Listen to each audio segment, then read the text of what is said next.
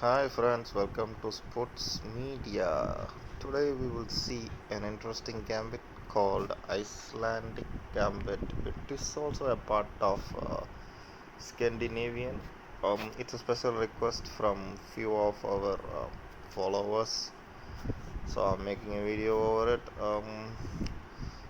As I said, it's a Scandinavian. The move order starts with e4, d5, it takes d5, knight f6. Um, as usual, I recommend you to play this in the shorter formats of the game, like rapid and blitz, especially in bullets. For standard, I always recommend to play classical lines like queen into d5, then queen a5, c6, queen c7, blah blah blah blah blah. To this particular opening, white has to play the move c4 to stick with his extra pawn. That's a kind of a greed. We are going to take advantage of it. We are gambiting one more pawn. As white is greedy of saving his pawn, definitely he will take it. We will take it with the bishop. And as we have seen earlier, this supremacy in the center is always attractive for white, and majority of the players I have seen, they played d4. Yes, now you can spot this move. Bam. Yes, that's a check. There are two common responses, either white blocks with the bishop to d2 or knight to c3. First of all, let's see what to do if white plays knight to c3. The immediate response coming is knight to e4. Yes, it's a pin, and the knight is threatening the knight, and the bishop is pinning the knight. So here, if suppose white plays a move like going bishop to d2, immediately we can recapture this pawn, and all our pieces are well developed. We are ready to castle. So more than equalization, black got a solid advantage, and also there's a move checkmate is waiting at f7, sorry, f2. So most probably white won't go for this. If they have gone, you will get a superior advantage. This is comparatively the better move, it seems. Queen to d3. Now white is defending his knight on c3 and both the pawns, and as well as attacking the knight on e4. Now we have a good move to keep our bishop to f5, which not only supports the knight on e4, as well as it creates a discovery and double attack as the queen is behind the knight. One of the major superior moves that white plays in oversight is f3. If white plays this, definitely you are lucky. It's an open discovery attack. Now the bishop is eyeing at the queen, and the knight is eyeing at the rook. So if you get a chance, just grab it up.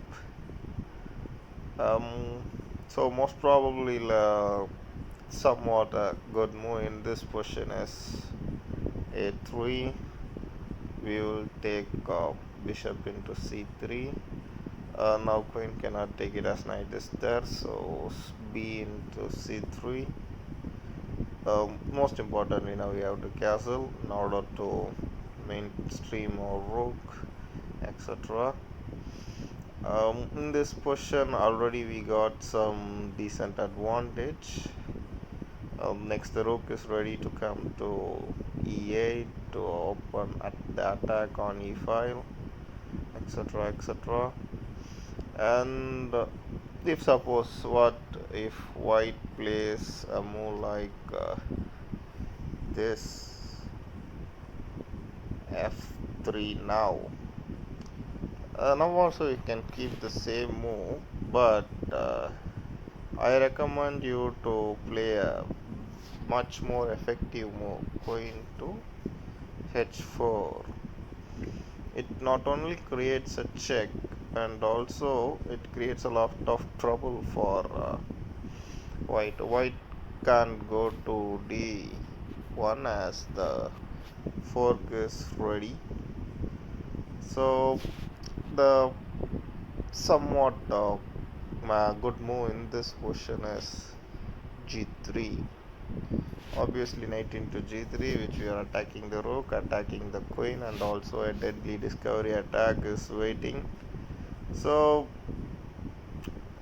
at surviving, white may take this, queen takes rook, queen takes bishop, and queen takes knight. So now we are clearly an exchange up. Even though white has a double bishop, still we are clean exchange up, and our king is castled and it's settled. Queen is pretty much active, the rook is ready to attack, the knight can come out and both rooks can get connected, etc, etc. So from this position it's pretty much a easy win for black. Okay, now let's get back to the previous.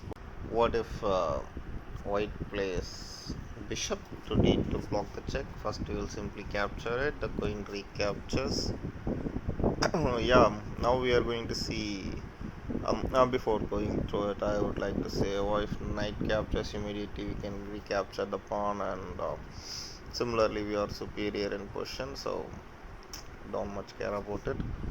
So now let's see the queen captures. Now the very important move to make the gambit is queen to e7. Pretty much a similar kind of strategy what we will see in England gambit, with the queen and rook pin combinations.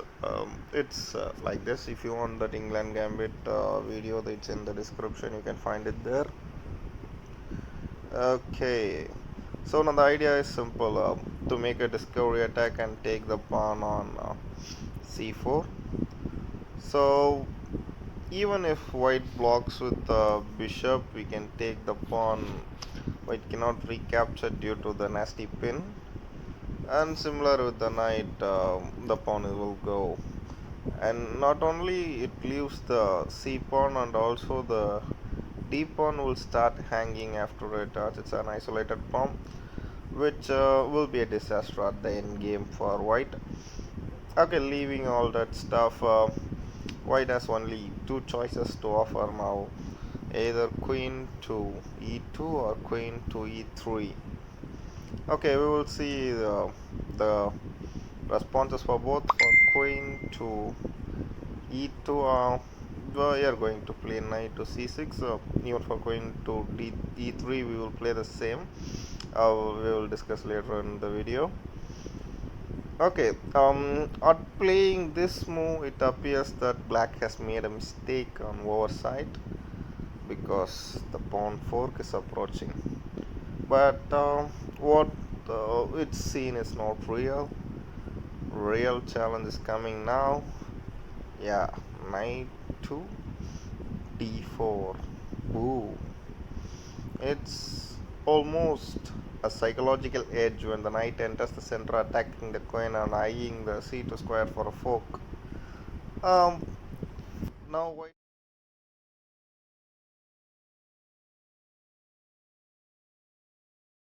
will never like it off. Okay, now let's see what's the good continuation. I remember that white cannot get away from the e file, since the discovery attack is still on. So white cannot come to d3 because of the c2 fork. The e4 square is guarded. Sorry, e4 square is guarded by the knight on f6.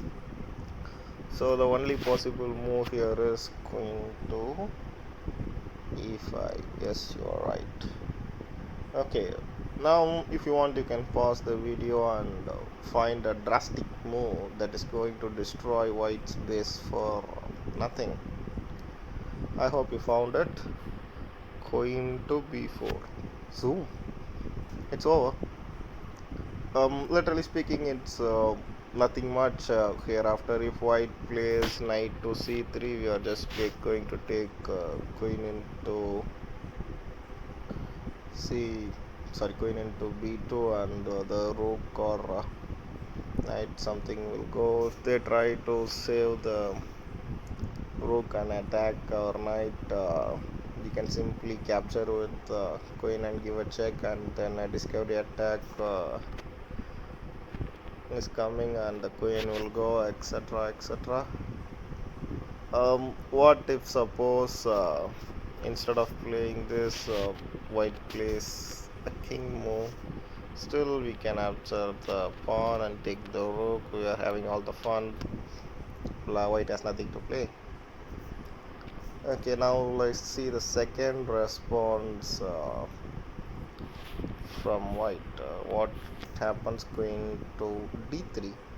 Still we are offering the same knight to c6. It's kind of a decoy, a temptation for white to make this fork.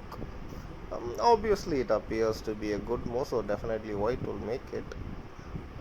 Now we cannot play to d4 or because of the queen attacking that square.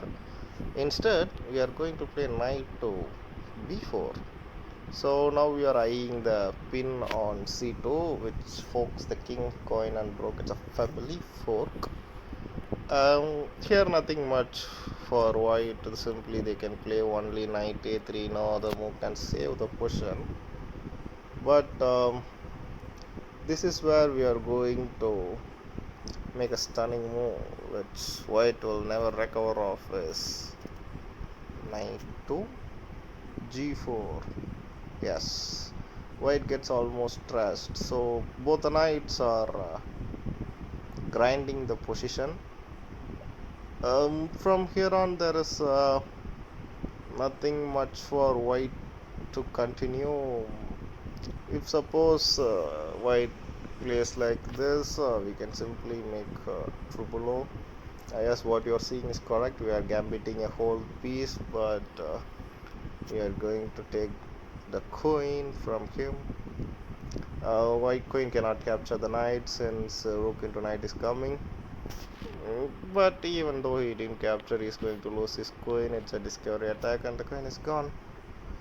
So it's black, it's having all the fun. This is one of my favorite gambits, but remember, I recommend this gambit, any gambit, to be played on the shorter formats of the game, like rapid blitz, bullet, etc. In the classical game, I always suggest to play a regular opening. Even it's an irregular opening, play the main line or the classical line. Don't enter into a gambit in a standard game. Okay, hope you all enjoyed the video, have learned something. I have also learned something from this video. Thank you guys, and don't forget to subscribe.